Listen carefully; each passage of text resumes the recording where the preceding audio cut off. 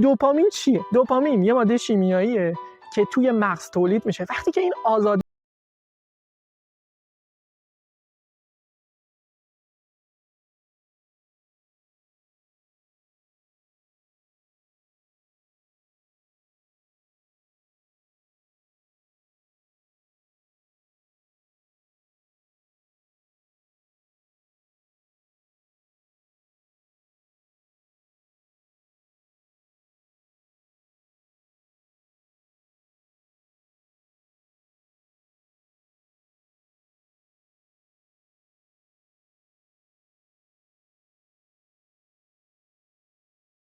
روشن میشه.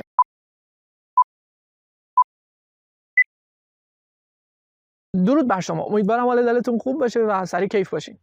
دوپامین مولکولی با خواص شگفت انگیز. اسم کتابیه که امروز می‌خوایم دربارش صحبت کنیم.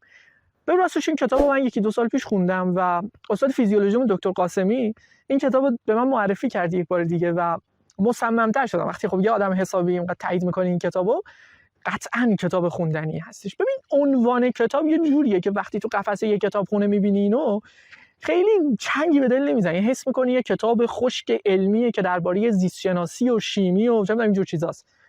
ولی خب اگه از کنارش رد بشی قطعاً خوندن یکی از جذاب‌ترین کتابایی که میتونستی بخونی از دست دادی. دوپامین چیه؟ ببین دوپامین یه ماده شیمیاییه، خیلی مفید، مختصر میخوام برم، نمیخوام وارد نوروساینس و اینجور چیزا بشم. دوپامین یه ماده شیمیاییه که توی مغز تولید میشه. وقتی که این آزاد میشه به خاطر یه تحریکی، به خاطر یه اتفاقی، حالمون خوبه، کیف میکنیم، لذت میبریم. پس اسمشو میتونیم بذاریم یه هورمون لذت. خب پس ما یه کاری رو انجام میدیم، خب، و این کاره به ما لذت میده. خب پس ما انگار دوست داریم این کاره رو هی تکرارش بکنیم و این تکراره میتونه جنون آمیز بشه و اسمشو میذاریم اعتیاد. پس ببین اعتیاد به یک ماده مخدر هم زیر سر همین دوپامین است، چون یه ماده مخدر مصرف میکنیم میره آزادسازی دوپامین رو افزایش میده، ریلیز دوپامین رو افزایش میده و همین حال ما رو خوب میکنه و دوباره میخوایم این حال خوب رو تجربه کنیم. نمیخوام درباره اعتیاد به مواد مخدر صحبت بکنم، یکی از فصل‌های کتاب اصلا درباره این موضوع هست و میخوام درباره چیزایی که توی زندگیمون زیاد باهاش طرفیم صحبت بکنیم. یه سوال میخوام ازتون بپرسم. اگه ازتون بپرسن 26 اسفند رو بیشتر دوست داری یا 10 فروردین، کدومو میگی؟ خب خیلی میگن 26 اسفند. خب چرا؟ چون 26 اسفند روزیه که 4 روز بعدش عیده، 4 روز بعدش تعطیلات شروع میشه، 4 روز بعدش قرار برم سفر، قرار برم یه شهری که تا حالا نرفتم، برم جاهای دیدنیشو ببینم، برم مناظرشو ببینم، کافه هاشو بگردم، غذای خوشمزه‌شو تجربه کنم. پس ببین کلی تجربه نکرده دارم که دلم میخواد امتحانش بکنم تو 4 روز دیگه. پس 26 اسفند رو خیلی دوست دارم. 10 فروردین چی؟ ببین 10 فروردین سفری که همیشه دوست داشتم برم و رفتم، تموم شده و اتفاقا 4 روز بعدش اتفاقات دلچسبی هم قرار نیست برام بیفته. باید دوباره برگردم سر کار، به اون زندگی روتین قبل تعطیلات قراره برگردم. چند هفته بعدش میان ترم و امتحان و خیلی جذاب نیست. ببین 26 اسفند بنده خدا با 10 فروردین خود روزشون خیلی چیز خاصی نبودن، اما انگار 26 اسفند 4 روز بعدش جذابش میکنه و 10 فروردین 4 روز بعدش جذابش نمیکنه. پس انگار ما توی 26 اسفند تو هپروتیم، تو رویاییم که همش تصور میکنیم این سفری که من قراره برم چقدر بهم خوش قراره بگذره، این جاهایی که قراره برم ببینم چقدر قراره بهم حال بده و همین باعث میشه که ما حالمون خوب باشه. پس انگار توی هپروت و رویای سفریم و همین حالمون رو خوب میکنه. خب اینجا ما باید بفهمیم که توی مغز ما 2 تا قلمرو داریم. قلمروی اول دنیای دم دستیه، یعنی دنیایی که الان من دستمو دراز کنم یه چیزی رو بردارم میشه دنیای دم دستی. لباسی که الان تن منه در دنیای دم دستی منه. ماشینی که الان سوار میشم، خونه‌ای که توش زندگی میکنم در دنیای دم دستی منه، یعنی داشته های ما در دنیای دم دستی. حالا توی کتاب میگه دنیای پیرا شخص، من به نظرم دم دستی جالب تره چون دم دست ماست و این لفظ بدی نیست، یعنی من اختیار و مالکیت اینا رو دارم. یه دنیای دیگه داریم، دنیای احتمالات، یعنی چیزایی که احتمال داره برای من رخ بده، هنوز نیست.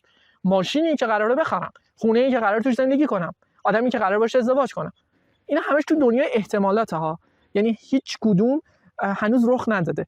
26 اسفند هنوز سفر نرفتم ولی حالم خوبه چون قراره برم سفر، چون احتمال سفر دارم. لفظی که تو کتاب مطرح میکنه اسمش هستش چی؟ خطای عدم پیشبینی پاداش. سخته. خطای عدم پیشبینی پاداش یعنی چی؟ یعنی تو یه چیزی رو که پیشبینی نمیتونی بکنی و برات رخ میده و حالت خوب میشه، این به خاطر دوپامینه. گشنته، میری خونه و اصلا نمیتونی تصور کنی که نهار چی داری، یا بوی قرمه سبزی میاد ببینی اوه قرمه سبزی داریم، پیش بینی نمی‌کردی قرمه سبزی داری. اون قرمه سبزی اصلا یه مزه دیگه‌ای برات داره. مثلا میگی آقا ببین من قرمه سبزی زیاد خوردم ولی اصلا یه مزه دیگه‌ای داشت. چرا؟ چون به خاطر دوپامین بود. چون نمیتونستی پیش بینی کنی که من الان قرمه سبزی دارم. خب پس دوپامین توی هپروت ما رو خوشحال میکنه. خب خوبه یا بد؟ ببین وقتی که تو یه هدفی رو در نظر میگیری، اون هدف حالتو خوب میکنه. هنوز بهش نرسیدی ولی دوستش داری، جذابه برات. پس دوپامین اون انگیزه لازم برای رسیدن به چیزی که می‌خوایم داشته باشیم و در ما ایجاد میکنه. پس خوبه. اگه نبود ما هیچ وقت پیشرفت نمی‌کردیم توی زندگیمون. اما نیمه تاریکی هم داره. نیمه تاریکش چیه؟ دوپامین به داشتهات هیچ اهمیتی نمیده. این که من الان چه خونه‌ای دارم، این که الان چه ماشینی سوار میشم، هیچ اهمیتی براش نداره. چون اصلا تو قلمروی اون نیست. تو قلمروی دم دستیته. پس دوپامین اینجا اصلا نقشی نداره. پس اینه که تاریکش میکنه، چون اصلا به داشتهات اهمیت نمیدی و داشتهات باعث خوشحالی و هیجان تو نمیشن و این میتونه جنون آمیز باشه. سر مایکل جگر. ببین جگر یه خواننده بریتانیایی بود که من اصلا نمیخوام درباره خوانندگی موزیک اینجا صحبت بکنم.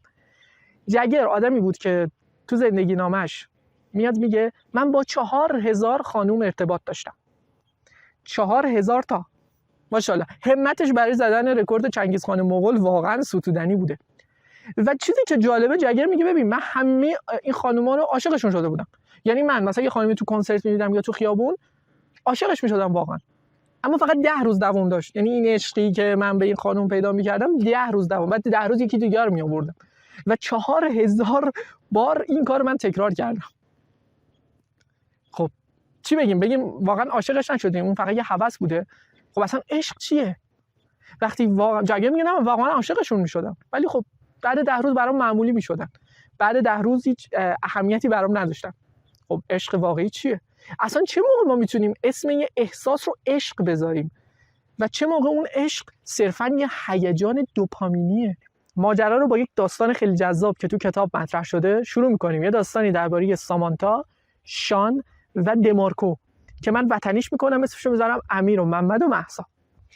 خب این محمد قصه ما میره جلوی آینه و خودش نگاه میکنه و میگه آخه من با این جذابیت و خوش تیپی چرا باید سینگل باشم؟ بعد میره بار که یه فرجی حاصل بشه و با یکی آشنا بشه. توی بار چشش به مهسا میفته.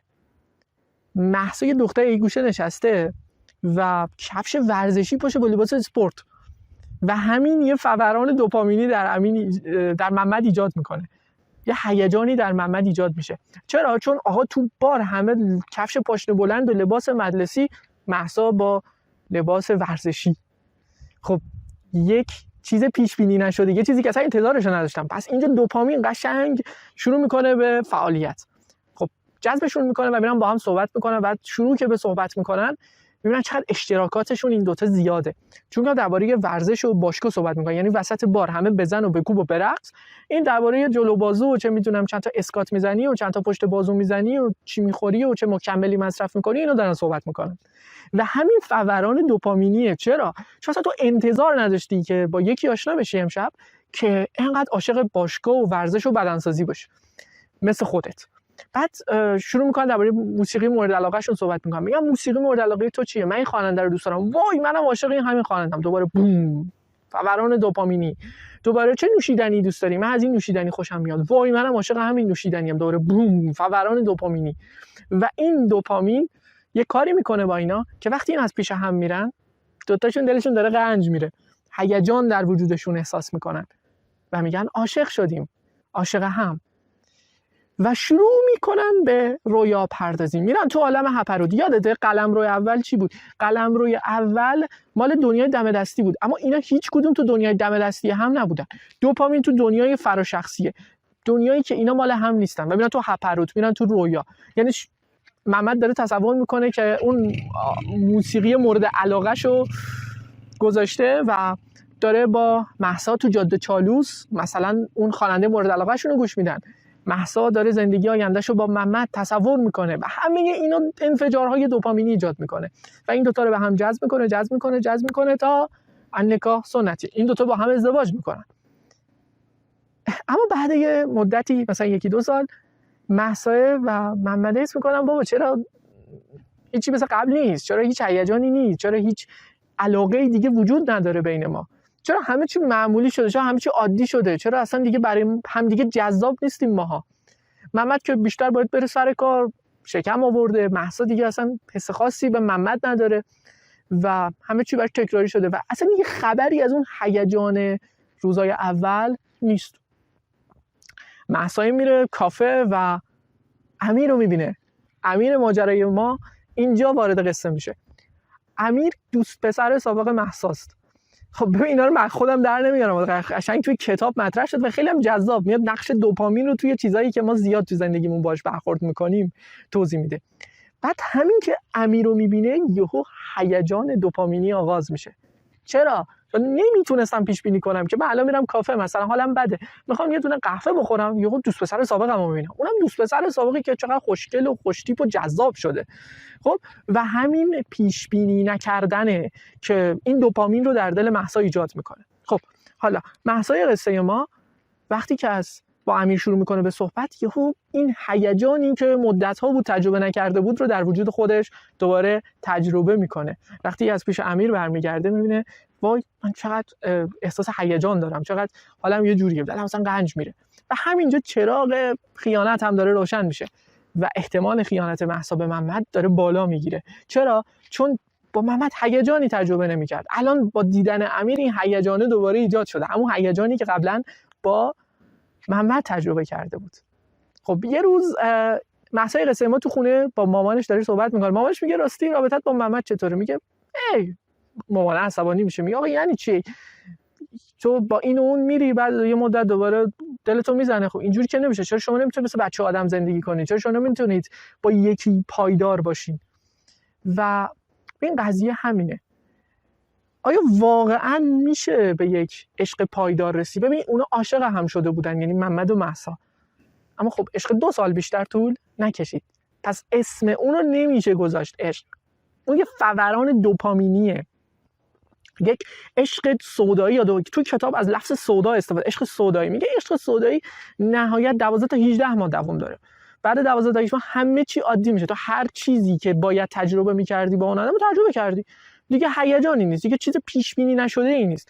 باش ازدواج کردی، هر روز میری خونه، خب همون زنه، همون خانواده است، همه چی روتین، همه چی معمولی، هیجانی توی کار نیست. وقتی هیجان نیست دوپامین هم نیست، همه چی دم دستیه. خب چیکار باید بکنیم؟ آیا واقعا مثل آقای اسطوره جگر بریم با 4000 نفر آدم وارد رابطه بشیم؟ خب قضیه اینه، اول اینکه ما هیچ وقت نمیتونیم تا وقتی که این مدت رو با یه آدمی تو ارتباط باشیم ادعای عاشقی بکنیم، بگیم من عاشقش شدم. مثلا این خنده داره، چون این عشق دوپامینیه. تو فقط زمانی میتونی بگی من عاشق یکی شدم که حداقل 2 سال یا 1.5 سال باهاش تو رابطه باشی و همه چی باهاش تجربه کرده باشی، یعنی چیز تجربه نشده ای نذاری. بعد اون موقع به این نتیجه برسی که من همچنان عاشق این آدمم یا نه، اینم یه آدم معمولی شد، اینم مثل بقیه شد. پس عشق رو اینجوری یاد بگیریم، یه عشق دوپامینی رو، یعنی وقتی که تو هنوز با کسی وارد رابطه نشدی و میگی ببین من عاشقشم، اصلا نمیتونم اینو فراموش کنم. بابا این عشق کاملا دوپامینیه، تو همش تو هپروتی با اون آدم، اصلا دنیای دوپامینه. اگر با اون آدم وارد رابطه شدی مثل مهسای قصه ما و بعد 2 سال باز هم عاشقش شدی، اون وقتی که میتونی بگی من عاشقم. خب چیکار کنیم؟ باید توی لحظه زندگی کنیم، باید بریم توی دنیای دم دستی. آیا توی دنیای دم دستی دوپامین نیست، چیز دیگه هم نیست؟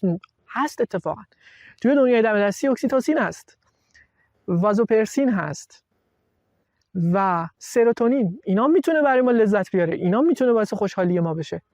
پس اینجا باید یاد بگیریم به اون بلوغ برسیم. وقتی میگیم آدم باید بالغ شده باشه، یعنی بتونه در دنیای دم دستی هم لذت ببره، از لحظه به لحظهش لذت ببره.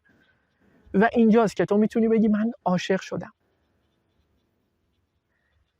به نظرم تا همین حد کافیه که بفهمید کتاب فوق‌العاده‌ایه. ببین این کتاب 400-500 صفحه است و پر از این ماجراهای جذابه که لحظه به لحظهش خود کتاب در تو دوپامین ایجاد میکنه و خوندنش واقعا یه فوران دوپامینیه، چون اصلا انتظار نداری تو با همچین موضوعاتی تو این کتاب مواجه بشی.